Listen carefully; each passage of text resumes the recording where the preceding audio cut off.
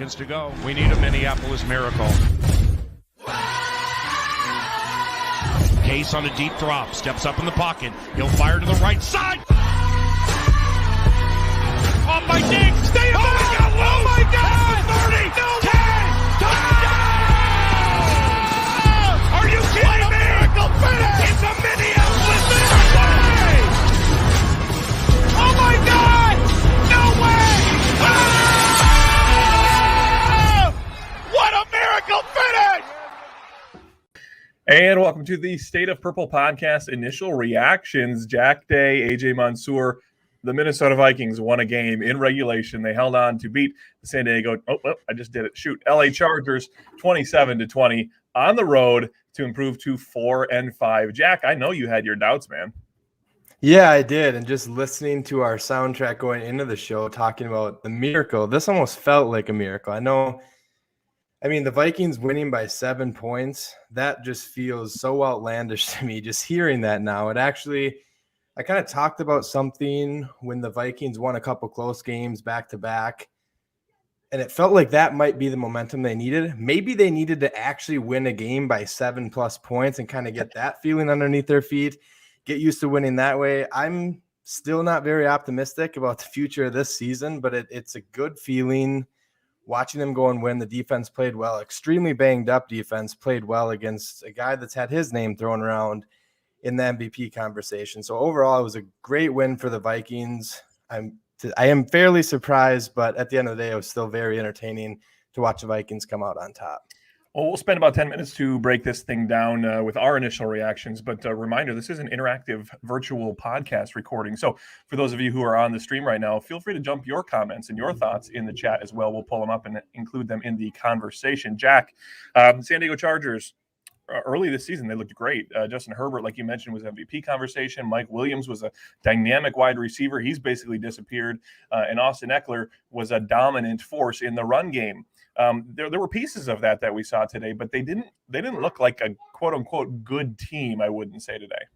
No, and the Vikings defense, oddly enough, kind of did look like a good team, which is just, it's bizarre. And this is just listing off the top of my head. I might end up missing someone, but without Patrick Peterson, without Danielle Hunter, without Anthony Barr, without Michael Pearson, without Harrison Smith, this Vikings defense had some younger guys step up. Eric Kendricks, who has been so good for so long, also stepped up. They said something during the broadcast kind of saying that Eric Kendricks is the heartbeat of this defense. That is 100% true. Eric Kendricks, the defense lives and dies by his performance. That's kind of how it feels right now, because when he plays at such a high level, he can do some extraordinary and very special things in coverage and in run support. He had the sack today.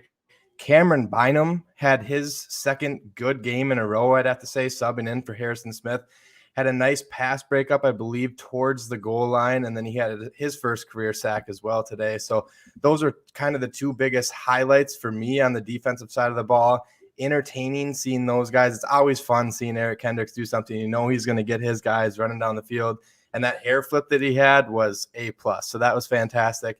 Fun seeing Mike Zimmer and his defense kind of go out there and perform well against an offense that theoretically should have been able to move the ball on them fairly easily. Jack, I hate to rain on the parade. The game is not yet 15 minutes out from becoming final, but there were still some moments that the Vikings issues reared their ugly heads. We had some questionable clock management to close the end of the first half. The Vikings allowed the Chargers to go down the field and score right before the first half. And then it got to that fourth quarter again, and we just all assumed it was going to go into overtime at the very least, if not end up with the Vikings losing that game. They came through with the clutch fourth down conversion, right?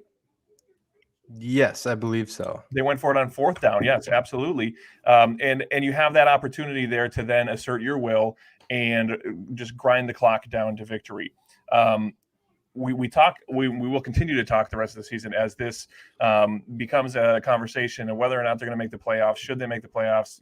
We don't think they're going to go far. We don't think they're going to be a Super Bowl team. But at the same time, they're a game out of the playoffs. Okay, they control their own destiny when they talk about playing the other teams, and they've got a lot of games against the NFC North coming up with some winnable opportunities. Starting next week, actually, with a home game against a very good Green Bay Packers team.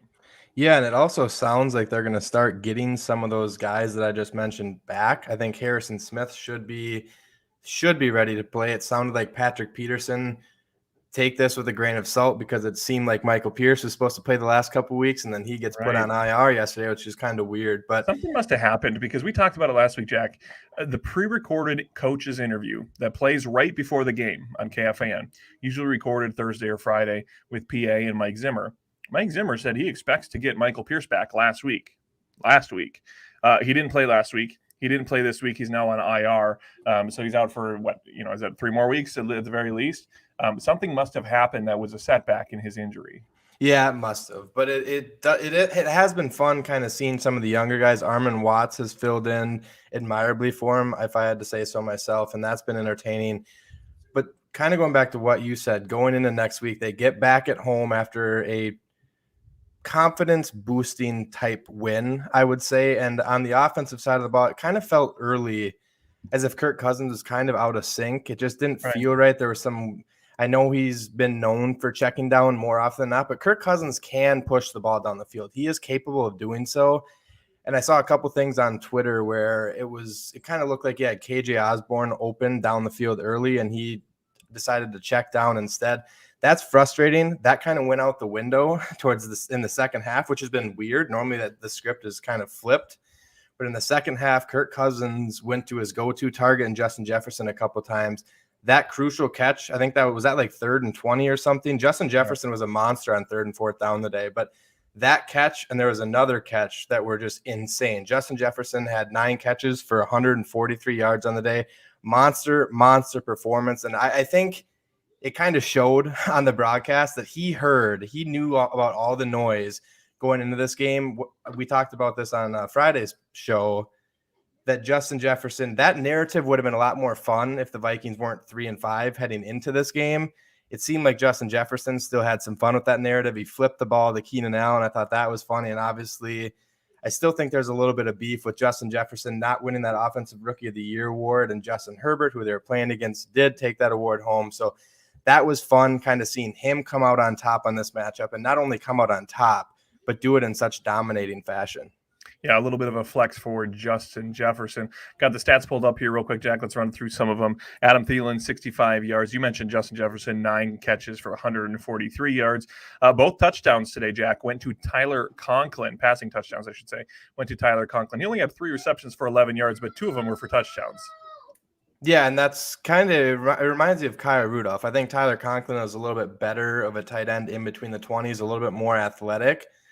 But he is huge in the red zone, and he made a couple of nice catches in the end zone that helped boost. It was one of those on 4th down as well. I believe one of those were when they went for it on 4th down, and that was the weird one where the 2 Chargers players, Derwin James is one of them, kind of collided, and he ended up catching the ball. But yeah, Justin Jefferson and Dalvin Cook were kind of able to move this offense down the field, and then Tyler Conklin was able to kind of cap some of those drives off with a couple touchdowns on the day. Dalvin Cook finishes with 24 carries for 94 yards, gets that touchdown in the late stages of the game. The Vikings barely crack over 100 yards rushing, though, so it wasn't a dominating rushing attack, but it came through when they needed it. Good to see Dalvin kind of get back in the mix of things. Obviously, this offense wasn't, I wouldn't say clicking on all cylinders, but they did move the ball. They did do good things, maybe setting the table to take that next step next week against Green Bay. Yeah, I think it's at this point you have to look at this offense with baby steps. I don't think anyone can really expect Clint Kubiak to come out and coach this team to a 42-3 type style of win. It just doesn't feel like this is the team that's going to necessarily put their foot fully down on the throttle. They haven't done that. They did that a little bit today instead of deciding to go for, I think it was like a 52 or 53-yard field goal to go up 10. Instead, they decided to keep the ball in their offense's hand and not even let the Chargers get a chance to go back on the field. That paid off for the Minnesota Vikings, and I think moving forward, we need to see a little bit more aggression from this coaching staff if they want to continue to win ball games. Jack, it's easier to make improvements every week when you have a victory, right? The taste in your mouth is a little bit better. People aren't grumbling when they get to the locker room or to train the performance center in Eagan for this week of practice. I'm going to put you on the spot here, and I apologize. We didn't talk about this before we went on. Give me one thing from today's game that you loved, one thing that felt really good carrying into the rest of the season that you wanted to see, and maybe one thing that was a little bit concerning as we continue to see this team not be a perfect team, but have some flaws along the way. Yeah, I'll start with concerning. I think one of the biggest things of concern is something that actually I just talked about kind of faded away in the end of this game was Kirk Cousins playing scared. I've talked about that all week. It's kind of felt like, and it felt like in the beginning of that game when he had some guys where he could push the ball down the field, he decided to check the ball down instead. And sometimes that is the right thing to do. I'm not saying Kirk Cousins, hey, never check the ball down, but sometimes when you have a guy one-on-one, it just feels like this offense is missing something, and they started to do it more with Justin Jefferson in the second half. But those shots have to start to come more, in my opinion. I think there was a play where I think it was right after D.D. Westbrook's long return. I think he had like a 40-yard. That's a huge momentum shift. And I think they did like some sort of end around the Justin Jefferson that lost like 3 or 4 yards. Take a shot at the end zone there. The momentum is in your favor. You get a punt return down to like the 30, 40-yard line in opposing territory. Let Kirk either throw it out of the back of the end zone or at least give a guy a shot one-on-one out wide. You see what Justin Jefferson is doing. You know what Adam Thielen brings to the table. They're both very good at contested catches. I would like to see a little bit more aggression, not only on like fourth downs going for it, trying to stick the dagger in their opponents, but take the shots when you are allowed to take the shots. You have a first down and 10 after a huge momentum shift. Take those shots. I'd love to see that out of this offense, and that was kind of something that I would have liked to see a little bit more today. A positive for this team is just seeing some of these young guys starting to step up. I mean, I just mentioned Cameron Bynum, Patrick Jones. I talked about briefly, I think, on one of the shows this week. He didn't really make any noise in the pass rushing game, but he seemed effective in run support. I think that was really Patrick Jones, third-round rookie out of Pittsburgh, defensive end. That was really his only meaningful playing time. And I could be wrong on that, but it felt like that was really his only meaningful playing time on the season. Seeing him get out there, seeing Cameron Bynum get his chances, seeing Cameron Dantzler also playing out there, it's good for this team because there are a lot of one-year deals on that defense. Seeing some of those young guys get out on the field, and not only get out on the field, but get out on the field and hold a high-powered offense to 20 points. I think that's the biggest positive takeaway from this game, outside of Justin Jefferson absolutely torching that Chargers secondary. Yeah, absolutely. I think, I'll go a little different than you. Some of the negative, or one negative that I saw, was the 10 penalties for 118 yards.